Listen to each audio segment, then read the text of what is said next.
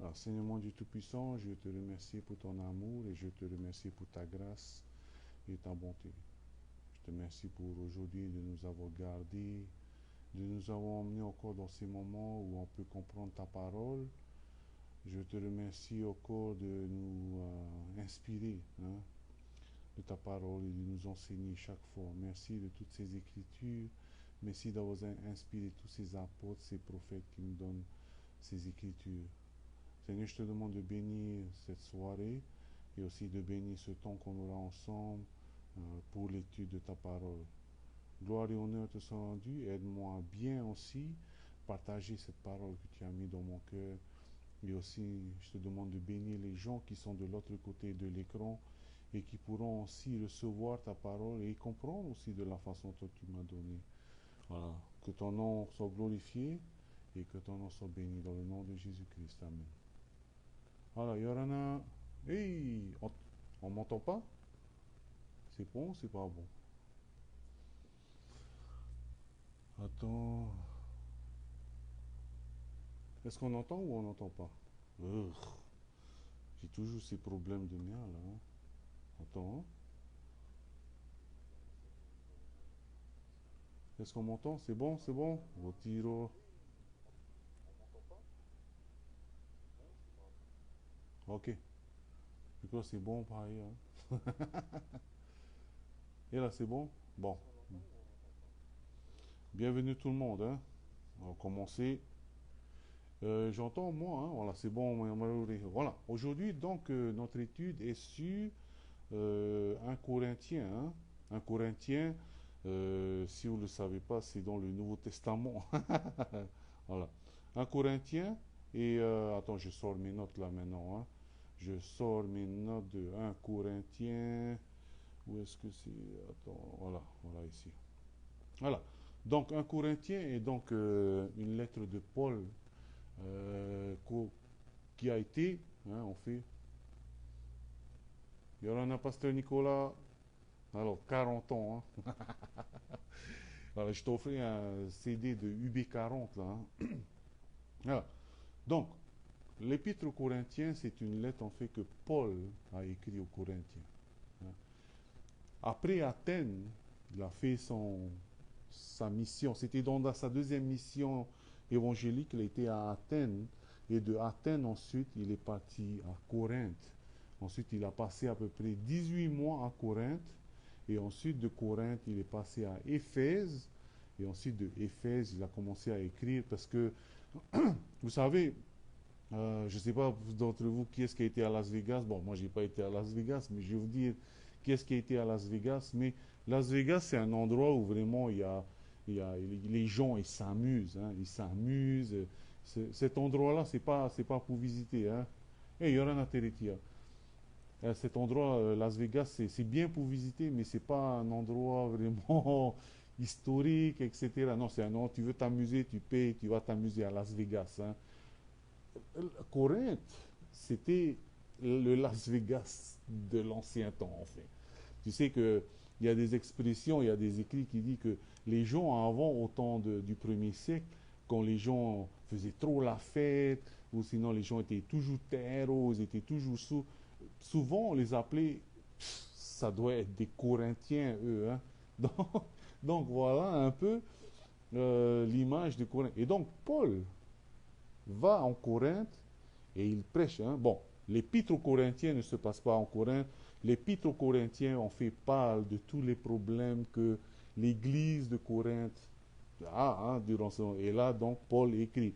Mais pour vraiment comprendre Corinthe, Corinthiens, le ministère de Paul aux Corinthiens, hein, quand il était à Corinthe, ce ministère est plus, si vous voulez vraiment bien comprendre ce ministère de Paul en Corinthe, ce ministère se passe, vous pouvez lire dans Actes chapitre 18. Je vais juste lire un tout petit peu, comme ça va.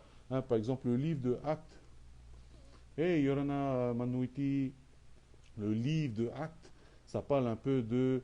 Ça va, merci. Le livre de Actes, ça parle de la vie de Paul, en fait. Hein, le livre de Actes. Et donc, tout le long de la vie de Paul, on peut voir ce qui lui est passé. Et donc là, on arrive au chapitre 18. Et là, parle de Paul quand il est à Corinthe. Hein. Bon, je vais juste lire un tout petit peu, comme ça vous pouvez vous situer un peu. Paul à Corinthe, hein, Actes chapitre 18. Après cela, Paul s'éloigna d'Athènes, donc il était en Grèce, et se rendit à Corinthe. Il y trouva un juif du nom d'Aquilas, d'originaire du Pont, récemment arrivé d'Italie avec sa femme Priscille, parce que Claude avait ordonné à tous les Juifs de l'éloigner de Rome. En fait, qu'est-ce qui s'est passé? Paul arrive à Corinthe, et bien sûr, les Juifs, les Juifs sont dans tout le Moyen-Orient et ils commencent à s'installer de plus en plus loin. Hein. Ça s'appelle la diaspora. C'est là où les Juifs sont tous écartés dans le monde entier. Et donc, Paul commence à aller évangéliser de plus en plus loin et avec les Juifs. Et là où les Juifs vont, hein, par exemple, il y a par exemple aux États-Unis, là où les Juifs vont, ils construisent leur propre église. Hein. Leur propre église s'appelle une synagogue. Et donc là où il va, là où les Juifs vont, bien sûr, ils construisent des synagogues. Et là, vous allez voir dans Actes chapitre 18 que on dit que Paul allait dans les synagogues et il prêchait. Parce qu'en ce temps-là, les Juifs cherchaient toujours, ils étaient toujours dans l'attente du Messie. Hein. Parce que n'oubliez pas, dans l'Ancien Testament, il y avait à peu près 366 prophéties du Messie qui est arrivé. Et donc là, Paul arrive en Corinthe, enfin il va dans toutes les missions, et il va prêcher dans les synagogues où il y a les Juifs. Et il veut dire, hey, c'est plus la peine de chercher le Messie. Le Messie est déjà arrivé. Hein. Comment on dit Messie en grec? Christos. Hein. Comment on dit Christos? Christos, c'est d'où vient Jésus-Christ. Hein. Voilà, Christos en hébreu, c'est Mashiach. Hein. Mashiach, d'où vient le mot Messie. Messie qui veut dire en grec Christos. Christ, hein, voilà. Hein. Donc d'où vient Jésus-Christ, c'est juste. Voilà. Donc on dit, c'est pour ça qu'on dit qu'ici, il a l'air dans les synagogues. Hein, par exemple, au chapitre 18, verset 5, Paul, quand Silas et Timothée furent descendus de la Macédoine, Paul se consacra entièrement à la parole. Il attestait aux Juifs que Jésus était le Christ, que Jésus était le Messie. Tous les Juifs attendent le Messie. Pourquoi? Parce que le Messie, c'est lui qui va venir apporter la paix dans le monde. Hein. Et donc, jusqu'à maintenant encore, les Juifs qui ne croient pas que... Hein, il y en a des Juifs qui croient que Jésus est le Messie, hein, et il y en a des Juifs qui croient que Jésus n'est pas le Messie. Mais pour ceux qui croient, hein, jusqu'à maintenant, il y a beaucoup de Juifs qui attendent toujours le Messie, hein, et ils ne veulent pas croire que Jésus en fait est le Messie. Pour une seule raison. Une raison. Sur les 366... prophétie du Messie, Jésus a accompli 365. Moi, je dis il a accompli les 366, mais selon les Juifs, il a juste une prophétie qu'il n'a pas accomplie. Vous savez qu'est-ce que c'est? Apparemment, Jésus n'a pas accompli le sabbat. Et je sais qu'il a accompli, il vient de David, il va bien à Bethléem, il va faire ci, il va venir de la femme, il va du liège, il va aller en Égypte, il va faire tout ça, il va faire des miracles, voilà. Il va mourir à la croix, il va crier. C'est pas grave. Il n'a pas oublié le sabbat. Le sabbat, le sabbat. Les gens, ils n'avaient pas compris en ce temps-là que Jésus lui-même est le sabbat. Hein. Bon, on ne va pas parler du sabbat aujourd'hui. Hein. Mais, donc, Paul arrive, et c'est ça, ces missions d'évangélisation. Il va juste pour prêcher que Jésus est le Messie tant attendu. Et là, on dit qu'il allait dans les synagogues prêcher. Il allait le samedi, le jour du sabbat, dans les synagogues prêcher. Bon, pour certains qui vont dire, tu as vu, Paul, il va prêcher le samedi dans les synagogues. Ouais, oui et non. Hein. Pourquoi il allait le samedi dans les synagogues? Parce que c'est le samedi où les Juifs se réunissent dans les synagogues. Ils ne vont pas le dimanche. Hein. Tu veux prêcher aux Juifs? S'ils se réunissent le jeudi, tu dois aller le jeudi dans les synagogues et prêcher. Apparemment, là, les Juifs allaient le samedi dans les synagogues, donc Paul allait prêcher le samedi dans les synagogues. Ça ne veut pas dire que, tu vois, même les apôtres, eux aussi, suivent le sabbat. Non, la Bible dit, vous allez voir dans dans l'étude du Corinthien que nous sommes libres en Christ maintenant. Parce que le vrai sabbat, qu'est-ce que ça dit sabbat? Repos. Je me repose. Le vrai sabbat, c'est Jésus. Venez à moi, vous qui êtes fatigués et chargés, et je vous donnerai du sabbat. Je vous donnerai du repos. Hein. Voilà. Ça, c'est juste l'arrière-plan de Corinthe. Maintenant, on va aller voir. Bon, ensuite, Paul, il reste 18 mois à Corinthe, hein, 1 an et demi. Et ensuite de Corinthe, il va encore évangéliser dans d'autres villes. Il arrive à Éphèse. À Éphèse, en fait, il reste 3 ans et demi. Et il entend parler de tous les problèmes qu'il y a dans l'église de Corinthe. Là, c'est comme je dis, si tu devais, si tu devais résumer le livre de Corinthiens en tahitien, en 2 mots, c'est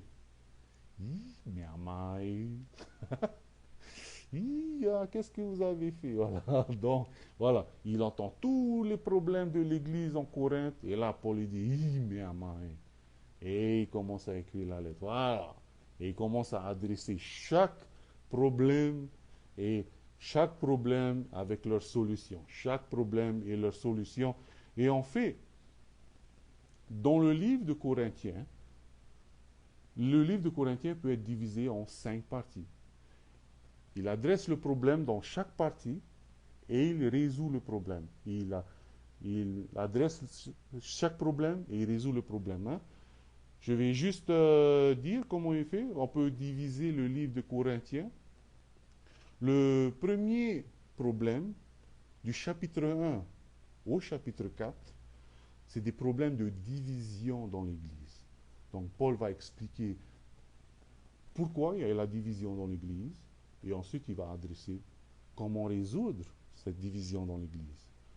Deuxième problème, le problème d'immoralité dans l'Église et surtout l'immoralité sexuelle. Hein? Donc du chapitre 5 au chapitre 7, les immoralités sexuelles. Donc Paul va adresser ce problème de cette immoralité et toujours dans cette même section du chapitre 5 au chapitre 7, il va adresser comment résoudre ce problème. Le troisième problème qu'il va adresser, c'est d'entre le chapitre 8 et le chapitre 10. Du chapitre 8 au chapitre 10, c'est le problème de nourriture. Parce qu'en fait, à Corinthe, il y avait toujours des sacrifices aussi, hein, pour les dieux grecs, pour les dieux romains, Zeus, Thor, Aphrodite, hein, voilà. Hein. Et là, les Grecs, ils donnaient toujours des sacrifices à ces dieux. Mais maintenant, les chrétiens juifs, ils disent, moi, je suis dans la grâce, je peux manger ces sacrifices. Et Paul va dire, bien sûr, tu peux, mais voici ce que tu devrais plutôt faire. Voilà. Hein. Donc, ça, c'est entre le chapitre 8 au chapitre 10. Le chapitre 11 au chapitre 14 pour le quatrième problème, ça, c'est un problème de rassemblement fait dans les églises, les gens qu'ils avaient dans les églises. Tu vois, chacun avait un don de l'esprit et chacun disait leur propre don. Et il y avait carrément un cafouillage dans l'église de Corinthe. Certains parlaient en langue et pendant que l'autre parlait en langue, il y a quelqu'un qui voit un don de prophétie et l'autre qui parle un don de prophétie, l'autre qui recommence à parler en langue. Et donc, là, Paul adresse le problème du rassemblement et ensuite il adresse comment il faut résoudre ce problème. Et enfin, vers le chapitre 15 et le chapitre 16, Paul rappelle à l'église de Corinthe qu'est-ce qui est vraiment important à se focaliser. C'est la résurrection. Hein? Donc le chapitre 15 et le chapitre 16, Paul parle plutôt de la résurrection, parce qu'en fait, pour chaque chrétien, la résurrection est notre espérance. Parce que Jésus-Christ est ressuscité, et donc ma foi en Jésus-Christ, j'ai foi en Jésus-Christ, et donc j'ai espérance que moi aussi, je vais ressusciter des morts quand je vais mourir, et au dernier jour, Jésus va ressusciter. À moins qu'il revienne bien sûr avant, et il me donne un corps incorruptible, ça veut dire qu'il ne va pas être corrompu. Donc, si Jésus nous donne un corps incorruptible, qu'est-ce que ça veut dire? ça veut dire que ce corps est corruptible. Hein. Notre esprit est nouveau, le Saint-Esprit est venu, mais notre corps est toujours pareil. Hein. Voilà. Donc aujourd'hui, je voulais aller sur tout le livre de Corinthiens, mais il y avait tellement de choses, et ces choses peut-être adressent aussi quelques problèmes qu'on a dans l'Église, hein, aussi ces temps-ci. Donc aujourd'hui, je vais plutôt faire la première section et la deuxième section. Je vais essayer la deuxième, en fait. Hein. Je vais essayer de faire du chapitre 1 au chapitre 4, où il y a le problème de division dans l'Église, et ensuite, je vais essayer de faire le chapitre 5 au chapitre 7, où il y a les problèmes d'immoralité dans l'Église. Voilà. Hein. Donc, pourquoi il y a des divisions? Paul arrive à Corinthe, il commence à prêcher. Mais après Paul, il y a eu aussi d'autres personnes qui sont venues, hein, avant Paul et après Paul. Il y a d'autres qui se disent, et il y a eu Apollos, il y a eu aussi un homme qu'on appelle Céphas qui est Pierre. Hein. Et Pierre, et l'église de Corinthe, maintenant ils sont divisés. Ils se disent, moi je suis de Paul. Moi j'écoute que l'enseignement de Paul. Et il y a d'autres qui disent, moi j'enseigne que l'enseignement de Apollos. Moi j'enseigne que je regarde que les enseignements de Pierre. Et il y a d'autres, bien sûr, qui se croient vraiment au-dessous des autres. Moi, je que les enseignements du Christ. Voilà. Et tout le monde, il y avait tellement de ces divisions. Hein. Et bien sûr, chacun, en fait, a son propre style. Hein. Moi, je dis plutôt que Paul est très direct. Paul est très direct. Apollos est très, comment dire, diplomatique. On dit même que c'est sûrement aussi Apollos qui a écrit le livre d'Hébreu. On ne sait pas qui est l'auteur du livre d'Hébreu. Mais la façon dont le livre d'Hébreu a été écrit, il se peut que ce soit Paul ou Apollos, parce que Apollos était une personne aussi qui était très intelligent. Voilà. Hein. Donc Apollos aussi, il y a d'autres qui disent, moi je suis très grammatical, j'aime bien, là, je suis très théologique. Voilà. Et donc, il y a d'autres personnes dans l'église de Corinthe qui se disent comme ça. Il y a d'autres qui vont juste droit au but. Et non, moi c'est droit au but. Hein. Voilà. C'est comme Pierre, droit au but. Voilà. Pas d'explication, droit au but. Et là, Paul dit, hey, pourquoi il y a tant de divisions? Hein? Ne sommes-nous pas juste un corps, le corps du Christ? Hein? D'autres qui disent, je suis d'Apollos, d'autres qui disent, je suis Paul, et d'autres disent que je suis Pierre. Ne sommes-nous pas tous un seul corps? Par exemple, il dit au chapitre 1, verset 11, il dit, car mes frères, j'ai appris à votre sujet par les gens de Chloé, hein, qu'il y a des disputes de milieu de nous. Et après, au chapitre 12, verset 12, il dit, je veux dire que chacun de vous parle aussi. Moi, je suis Paul, et moi d'Apollos, et moi de Céphas, et moi de Christ. Et Paul là dit quelque chose au verset 14, toujours le chapitre 1. Je rends grâce à Dieu que je n'ai baptisé aucun de vous, excepte Crispus et Gaius. Et au verset 16, il dit aussi la famille de Stéphanas. Hein. Et Yorana Joseph. Voilà. Donc Paul, il dit, écoute, on est tous le même corps. Il y a d'autres qui se sentent meilleurs parce que hein, moi j'ai été baptisé dans telle religion. Et n'est-ce pas le cas pour nous aussi, hein, dans nos églises? Dans nos églises, on a, hey, moi je suis des assemblées de Dieu. Hein. Moi je suis du Calvary Chapel. Voilà. Moi je suis du Upper Room. Voilà. Moi j'ai tel, parce que lui il a fait telles études là-bas. Non, nous sommes tous un corps. Nous sommes tous. Hein, moi, je suis du plein d'évangile de Papéari. Tu vois, je fais la publicité un peu. Voilà. Non, là, Paul, il dit, non. On est tous le même esprit. Nous sommes tous le même corps. Bon, bien sûr, je ne mets pas les autres doctrines, hein, les témoins de Jéhovah, les Mormons, les Adventistes, tout ça, parce que eux, c'est vraiment, je crois, c'est en dehors de la Bible. Hein. Voilà. Hein. Mais ceux qui enseignent la Bible, il faut que les chrétiens disent non, moi je suis des assemblées de Dieu. Moi je suis du Calvary Chapel. Moi je suis du Upper Room. Moi je suis du plein évangile. Moi je suis de la bonne nouvelle de foi. Non, nous sommes tous un dans le même esprit Nous sommes tous un corps et la tête qui est Christ. Voilà. Donc, je sais qu'il y a des problèmes dans l'Église, même en Polynésie, où les autres commencent à se chamailler que moi je suis si je... C'est vrai, j'avoue. Mais bon, c'était avant. Eh oui, voilà.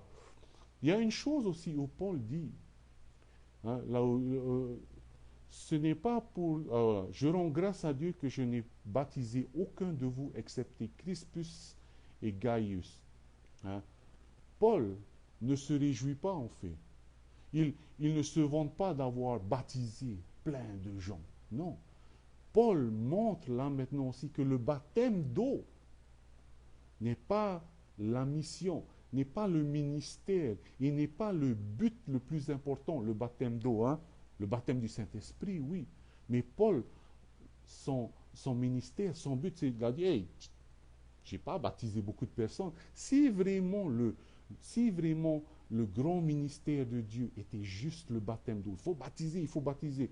Paul aurait baptisé des centaines de personnes, hein, voilà, et des milliers de personnes. Mais là, Paul, il a baptisé comme 4-5 personnes, c'est tout. Et pourtant, c'est lui qui a écrit les 2 tiers du Nouveau Testament. Donc, pour beaucoup d'églises aussi, il est faux de dire que il faut que tu te baptises, il faut que tu te baptises, il faut que tu te baptises pour que tu sois sauvé. Non, non, non, non. Paul, il a dit ici, il n'a pas baptisé beaucoup de personnes. Il a juste prêché la bonne nouvelle. En fait, il dit, ce n'est pas pour baptiser que Christ m'a envoyé. Ça veut dire que, hey, le plus grand but de ma mission, ce n'est pas le baptême. Hein. Et ça veut dire que le grand but de Dieu, ce n'est pas le baptême. Voilà. C'est pour annoncer l'évangile. Et qu'est-ce que c'est l'évangile? Au verset 17. Hein? Et c'est ça, et cela sont la sagesse du langage afin que la croix du Christ ne soit pas rendue vaine. Car la prédication de la croix est une folie pour ceux qui périssent, mais pour ceux qui sont sauvés, elle est une puissance de Dieu. Là, il résume, qu'est-ce que c'est en fait l'évangile? C'est simple. Paul dit ici que l'évangile, c'est simple. L'évangile, c'est la prédication de la croix. Pourquoi est-ce que c'est la prédication de la croix, l'évangile? Parce que sur Jésus, sur la croix, ça devait être toi, ça devait être moi. C'est nous qui devions être sur cette croix-là. Et vous savez qu'est-ce que ça aurait abouti quand toi et moi, on devait être sur cette croix? Ben, on ne va pas ressusciter en fait. Quand on va mourir sur cette croix, on aura payé notre dette envers Dieu. Parce que nous avons péché contre notre Créateur. Voilà l'évangile. Péché, dire aux gens que tu es un pécheur, que je suis un pécheur. Mais la bonne nouvelle, que tu n'as plus à mourir maintenant. Parce que quelqu'un d'autre est mort à ta place. Paul dit ici au verset 18, ça c'est la prédication de la croix. Ça c'est l'évangile. L'évangile, quand on vous dit les évangiles, ce n'est pas les danses, la chorale, les feux d'artifice, les effets spéciaux, c'est bien. Mais le but, le vrai évangile, c'est la prédication de la croix. Hein. C'est dire vraiment, montrer aux gens. C'est pour ça que il y a des pasteurs, en fait, que je ne suis pas vraiment à l'aise et j'écoute une fois, j'écoute 2 fois peut-être, mais j'écoute plus après. Pourquoi? Quand vous voyez des pasteurs qui disent que Dieu va t'aider, Dieu est grand, tu sais, tu as un grand potentiel et Dieu a plus de choses que toi. C'est vrai tout ça. Mais ça, ce n'est pas l'évangile. Ça, c'est juste du exhortation. Ça, c'est juste du haïtoïto. L'évangile, qu'est-ce que c'est? Paul dit, l'évangile, c'est de dire aux gens, tu as de la chance, tu es privilégié maintenant. Je suis privilégié, parce que toi et moi, on ne va pas mourir maintenant. Quelqu'un est mort pour nous. Et la seule façon où on peut maintenant repayer, avoir notre dette lavée, c'est d'avoir confiance et mettre notre foi en cette personne qui est morte à la croix. Et donc, lui, nous sommes morts. Heureusement, il est ressuscité. Et donc, nous aussi, maintenant, on est avec notre foi en lui, cette histoire de l'époque de Paul existe encore. Voilà. Maintenant, notre foi en lui, nous sommes morts avec lui, mais nous sommes ressuscités aussi avec lui. Voilà. Là est l'évangile. Quand tu veux prêcher l'évangile, c'est de montrer. Les autres qui disent, Dieu attend de projets pour toi, tu sais, dans ta vie, Dieu attend, tu fais, il faut ouvrir les portes. Mais s'il prêche jamais l'évangile, s'il prêche jamais le péché, parce que Jésus est venu pour sauver ton péché. Mais si tu prêches jamais du péché, que tu es un pécheur, tu peux pas être sauvé si tu ne sais pas de quoi tu souffres. Quand tu vas au docteur, tu ne peux pas dire, docteur, je ne sais pas si je suis malade. Non, tu dois savoir, docteur, je suis malade. J'ai mal à la tête, j'ai mal aux pieds, j'ai mal au ventre, voilà. Et là, le docteur peut dire, tu as besoin de moi. Mais si tu vas au docteur, hein, je ne sais pas si je suis malade, ben, le docteur ne peut rien faire pour toi. Et c'est pareil quand tu vas sur la prédication de la croix. La prédication de la croix est que tu dois reconnaître que tu es un pécheur et que tu as besoin d'un sauveur. Ce sauveur est venu, c'est Jésus-Christ. Hein? Alors, on va continuer. Ah. Et donc, Paul aussi, il rappelle que nous sommes tous unis en Jésus. N'oubliez pas ces divisions. Voilà, hein, comme Véry a dit, hey, il y a toujours ces divisions. Hein, et j'ai visé personne. Hein, voilà, j'ai visé personne. Hein, voilà. Mais il y a beaucoup de personnes qui se disent, tu sais, moi, je suis meilleur que toi parce que moi, j'ai fait telle ou telle école, je suis philosophe, j'ai fait... enfin, je ne vais pas dire les mots. Je ne vais pas dire les mots. Voilà. Voilà. Euh, verset 2, chapitre 2, verset 1. Pour moi, frère, lorsque je suis allé chez vous, ce n'est pas une supériorité de langage ou de sagesse que je suis allé vous annoncer le témoignage de Dieu, car je n'ai eu la pensée de savoir parmi vous autres, pour vous autre chose que Jésus-Christ est crucifié. Voilà.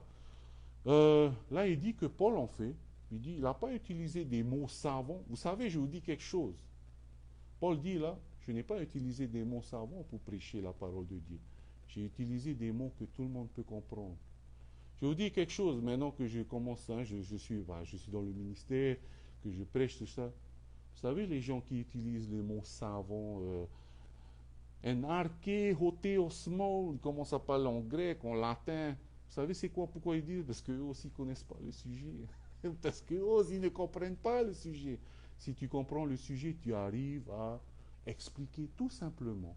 C'est comme, c'est comme si tu dois expliquer, par exemple, une voiture, ou sinon, c'est comme si tu devrais expliquer ton travail, par exemple, à ton enfant. Hein? Tu, tu vas carrément simplifier pour que ton enfant comprenne. Et là, Paul dit, hey, je n'ai pas utilisé de mots savants pour vous expliquer. Et quand vous voyez des gens qui commencent, des pasteurs qui utilisent des mots savants, et là, oui, surtout les gens athlétiques, ils se disent, oui, celui-là, là, il a dans la tête, parce que moi, je ne comprends pas, je ne comprends vraiment rien. Hey, vous savez quoi? Il y a de grandes chances que le pasteur lui-même ne comprend rien à ce qu'il dit. Il essaie de cacher tous les trucs avec des mots savants. Voilà. Hein. Alors, je dis seulement comme ça parce que après avoir connu le grec, l'hébreu, bon, j'étudie toujours, c'est plus la peine de faire ça. Il faut juste expliquer la Bible tout simplement. Voilà. Donc là, c'est le chapitre 2, verset 1.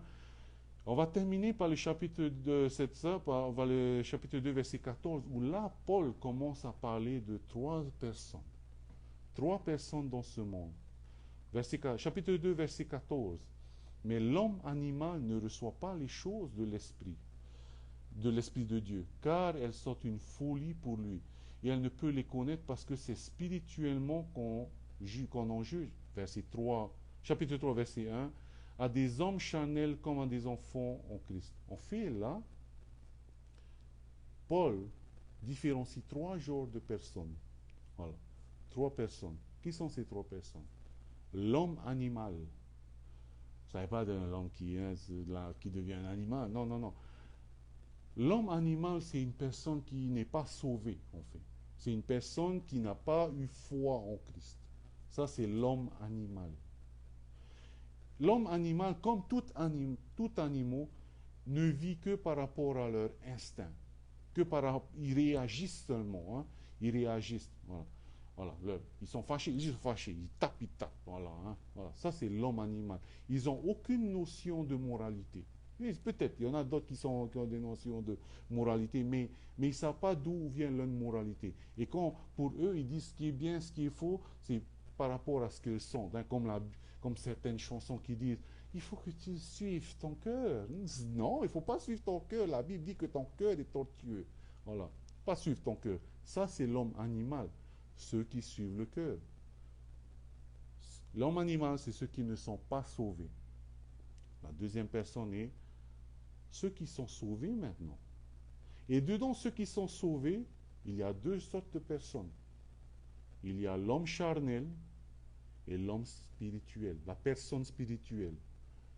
Hein, la personne spirituelle. La personne charnelle est celui qui a eu foi en Christ et celui qui a donné sa vie en Christ, mais ne veut pas vraiment suivre Christ. Il est toujours attiré par les choses de ce monde. Voilà. Par exemple, ah, tu sais, Christ là, mais tu sais, je sais que mon travail, ça gagne plus d'argent, tout ça. Peut-être que ça, bon, avec mon argent, je peux faire ci, voilà. Tu vois, les choses de ce monde, voilà.